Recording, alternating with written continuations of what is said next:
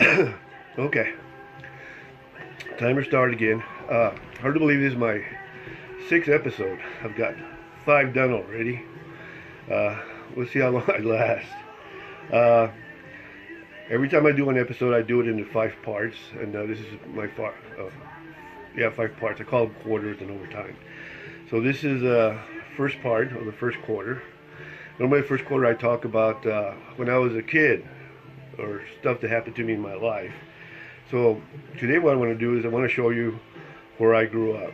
And I'm going to tell you right now, when I went to look for it, and because I'd looked for it before on Google, and it looked way different when I first saw it. It was all brick, but our doors were gone and they bricked it up, so I guess it made it feel like a warehouse maybe. I don't know what they did. But they bricked it all up, and I said, well, it's okay. It's still brick. You know, it's no big deal. I could say the doors were used to be here. Anyway, I went back to look at it so I could record it for you guys. And I was like, wow, they've made this place nice. I couldn't believe all the work they've done to my old neighborhood. I mean, I would be proud to live in there now, for sure. I mean, I'm proud that I was from there, but for different reasons. I wasn't proud because it was a dump. I was proud because I made it through.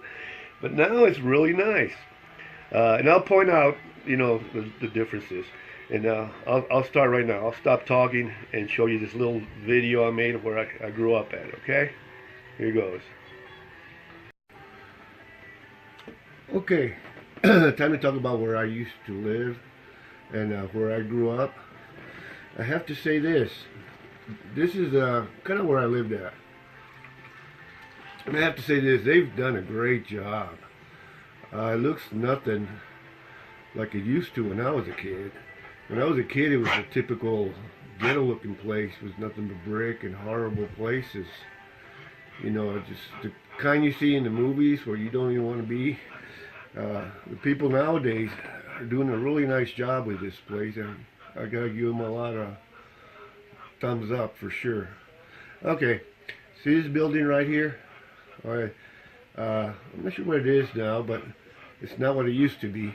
It used to be a bar, and my dad and my grandma and my grandfather, they used to come over here and have a couple of beers. I used to walk in there with them sometimes, and across the street, I'll flip this around a little bit. See how nice it is? I find it hard to believe this is where I grew up at. It's nice here now. And you can see all the way around. Got a lot of Mexican stores, a lot of Spanish speaking people. When I grew up there, I spoke Spanish first. I learned how to speak English later. Now, as we're going this way, down here was a theater. We used to call it El Calcetín, which is Spanish for the sock. And over here, you can kind of see, this one right here was another theater. That was El Colón, right?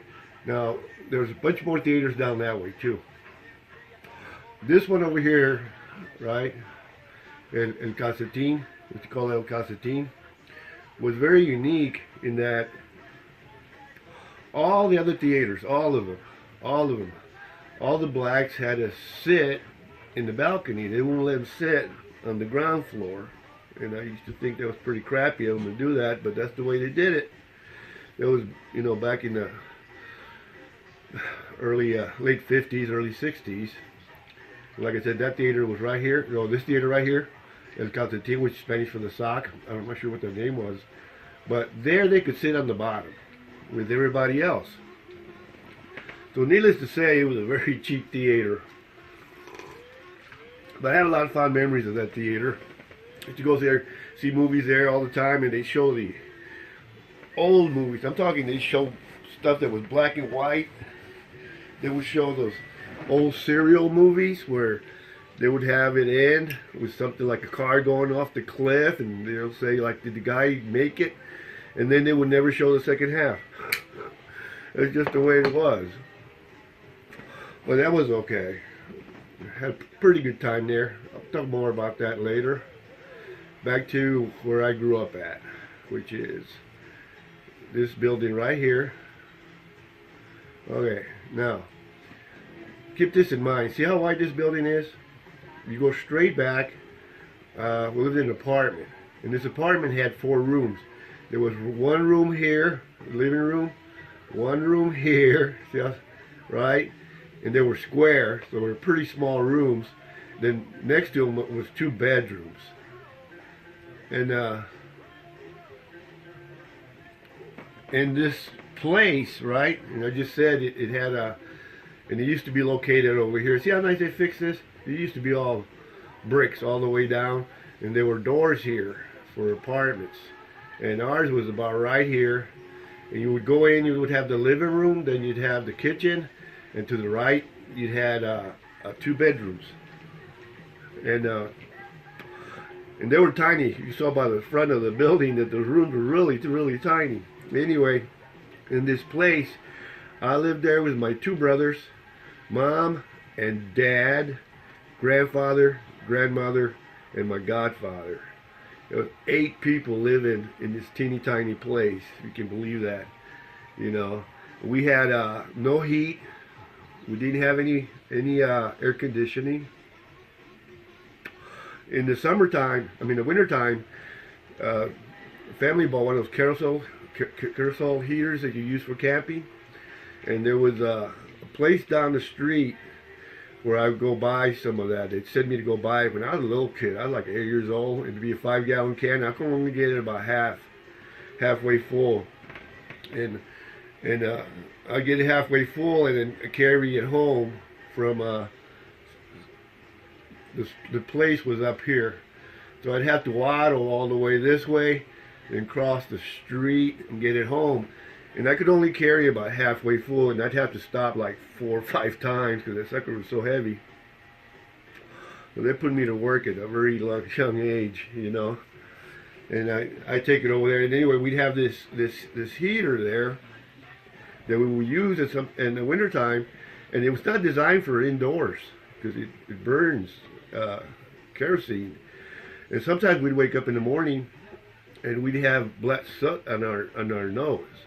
And I think that the only reason we didn't die was because the house was so porous and the air come in from so many spots that the warm air would go out that had all the poison, and the cool air would come in that would save us. But it's just the way it was in that place. And also in this place where I said over here that this was all bricks right there. All the bricks had little holes in them. Not all of them, but a great deal of bricks had little holes on them. And the reason they had little holes on them is all the kids would get their mother's bobby pin, and they would scrape the brick and lick the brick dust. And the only thing I can think of, I've heard that sometimes you need certain minerals and stuff, and you're trying to find ways to find them. And I guess maybe that brick had something we needed, because everybody used to do it. And it tasted okay too, a little crunchy though, but it had kind of like a neat taste to it. But we all used to do it. It was pretty crazy. Anyway, also living here, right? This area, I read an article about 2 years ago, and the article was about the poorest neighborhoods in the world of westernized countries. In other words, countries like us, England, Germany, Sweden, all the modern countries, Japan. It was an article of the poorest neighborhoods in those countries, right? And of course, the U.S. had poor neighborhoods too, just like everybody else. And this neighborhood right here was voted the poorest of the poor. That's how underpaid the people that live here. Anybody who's got a car here more likely doesn't live here. It's somebody that lives someplace else and it comes over here to the stores or whatever. Because odds are they don't have a car. Like I said, when we were kids and we lived here, we were quite poor. But the thing is, I never thought we were poor because we lived here, and my best friend lived next door to us right here. Right? It was my best friend, Sonny. Right? Now, my apartment, besides no hot water, no air conditioning, no heater, we also didn't have a john.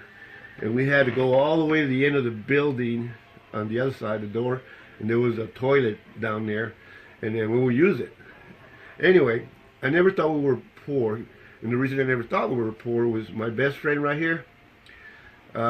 in his apartment they had a toilet, you know, and I always thought, man, it must be nice to have a toilet, you know, because when I was a little kid, I'd have to take Mom with me because the toilet didn't have any light. So she would stand outside the door and leave it pried open, because you close the door, it'd be pitch black if it's night, you know. It's about almost pitch black in the daytime when you close it, but at night for sure. And she'd be there, and I'd have to take care of business. She'd be outside the door because I was afraid to be in there by myself, because I was a teeny little guy, you know. And then I got older, and once I got older, I'd go in there by myself, and I'd lock the door, and I'd have matches, and I'd light these matches, and all the cockroaches running up the wall, I'd set them on fire for fun. It's what you did, you know. Anyway, I always thought that my best friend that had a John in her place, right?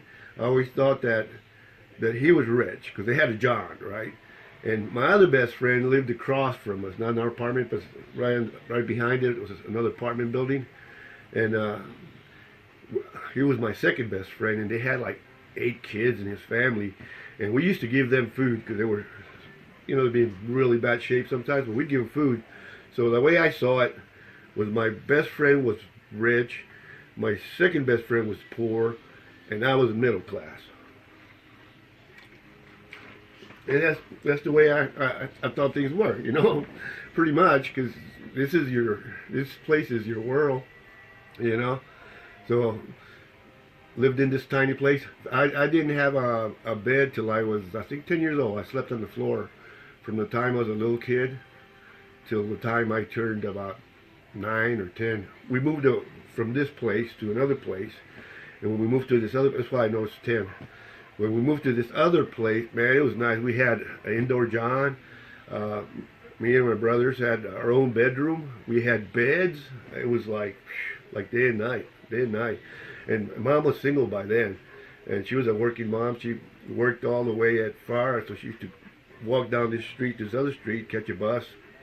Have to go on this bus for like 40 minutes to get to work and then come back. But she was awesome. She took great care of us. Anyway, back to this place here. Like I said, this was a bar right here, and there used to be another bar across the street, and right there was another bar. And when you went down the street, there were like 3 or 4 more. They were like all over the place here. It was I don't think there's a single bar here anymore, but that's the way it used to be. And another thing that's kind of odd here is that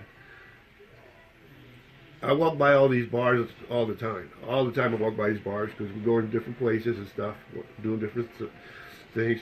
And every time I walk by a bar, they had a sign outside that said "No Minors," right? And I noticed that all the bars had this sign, "No Minors." And I was a little kid, spoke mostly Spanish, and my English was starting to get a little bit better. And I saw that minor, and I knew that miners are, you know, dig dirt and go on tunnels and stuff. You know, to me that's a miner. And I used to think, you know, I said, man, those miners are really mean guys because none of the bars allow them in here. I didn't have no idea that minor meant underage. To me, minor meant the guys that dig dirt. You know, so it's like, spent a long time thinking that miners is somebody you didn't want to mess with. Anyway, take one quick look here, and just go down to the alley. And a story I told earlier was about this place right here. See this concrete right there? It used to be dirt. It used to be all dirt. And that's where I made those booby traps for those guys. And this is where the John was, right there, where we used to walk all the way down here. And we used to have gang fights with other gangs. Even as little kids we were.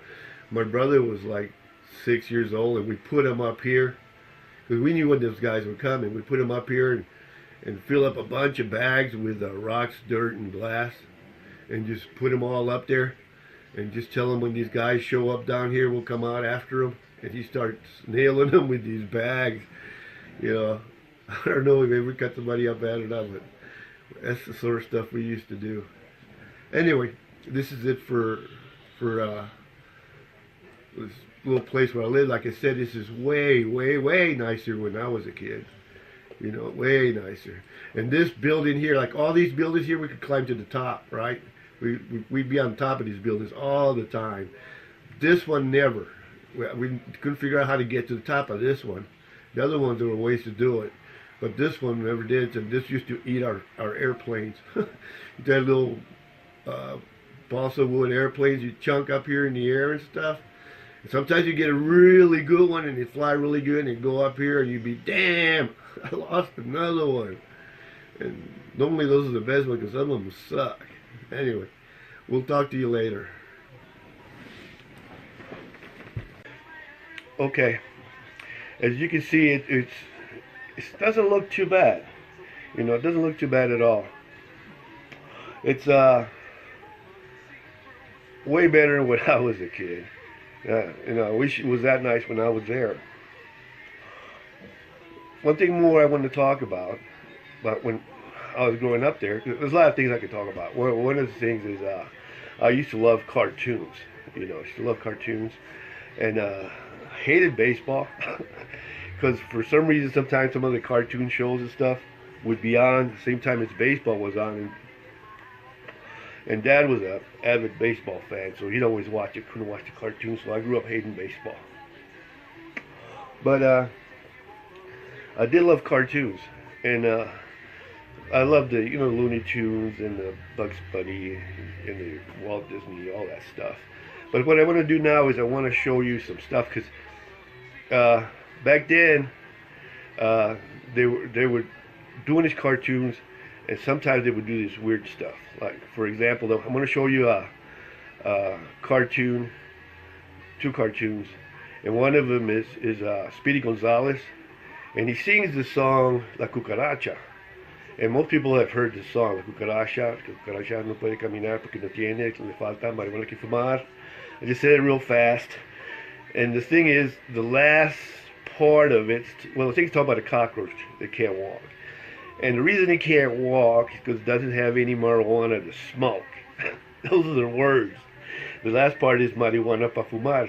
It says pot to smoke, right? And those are the actual words. And I guess when they made the cartoons for the kids, they didn't have any Mexicans with them. They didn't have any Mexicans to tell them. I said, hey, they're talking about cockroaches smoking dope. You know, so they just put it in there. So it was kind of like an accident, right? Anyway, I'll show you a couple of clips. That's one of the clips. And the other clip I'm going to show you is a Porky Pig one. And what used to happen with the cartoons is sometimes the animators would get bored and they would make a cartoon just for themselves. You know, they wouldn't put it out, but it would be there and it'd be made, but it was only for them to watch, right? And the one I'm going to show you is one they made for Porky Pig, and it's pretty funny, and it's for adults, because that's what they used to do. They used to do these cartoons for the kids, and they make a kind of a little bit of adult type mode, and it's pretty funny. So I'll stop talking now and let you watch those. Those are the characters I liked when I was a little kid. Enjoy. La cucaracha, ya no puede caminar, porque no falta, porque no tiene marihuana para fumar. Oh, son of a gun. You thought I was going to say son of a bitch, didn't you? Okay, I hope you enjoyed those two little clips. You know, kind of makes me chuckle a little bit. But this is the end of part one when I was a kid. I'll talk in other episodes some more about this. Now I'm going to talk about when I was in the military.